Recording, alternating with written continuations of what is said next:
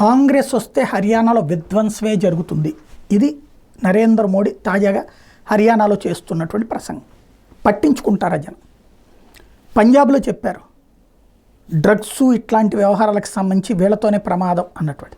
కానీ ప్రజలు ఆ రోజున ఏకంగా ప్రధానమంత్రి నరేంద్ర మోడీనే టార్గెట్ చేయడానికి పాకిస్తాన్లకు అవకాశం ఇస్తూ ఆయన్నే భయోత్పాతానికి గురి చేయడం కోసం అని చెప్పేసి కథ నడిపించినటువంటి సీన్ చూసాం. అంటే పంజాబ్లో ఏకంగా ఒక రాష్ట్ర ప్రభుత్వం ప్రధానినే చంపించడానికి కుట్ర పడినటువంటి చూసాం. కానీ ప్రజలు బీజేపీకి ఓటేయలేదే.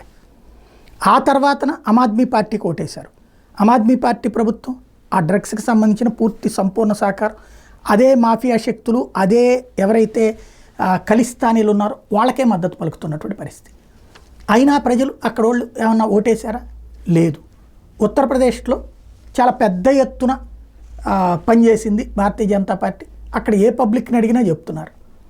కానీ ఫైనల్గా ఓట్లు వచ్చేటప్పటికి అటు సమాజ్వాదీ పార్టీకి వేశారు. ఎవరి వల్లనైతే హింసకు గురయ్యారో వాళ్ళకే ఓట్లు వేస్తున్నారు. మరి ప్రజల ఆలోచన ధోరణి అట్లా ఉన్నప్పుడు నరేంద్ర మోడీ కోరినంత మాత్రం మారతారా? భవిష్యత్తులో మనం ఆఫ్ఘనిస్తాన్ తరహాలోకి మారతామా? చూడాల్సి ఉంది.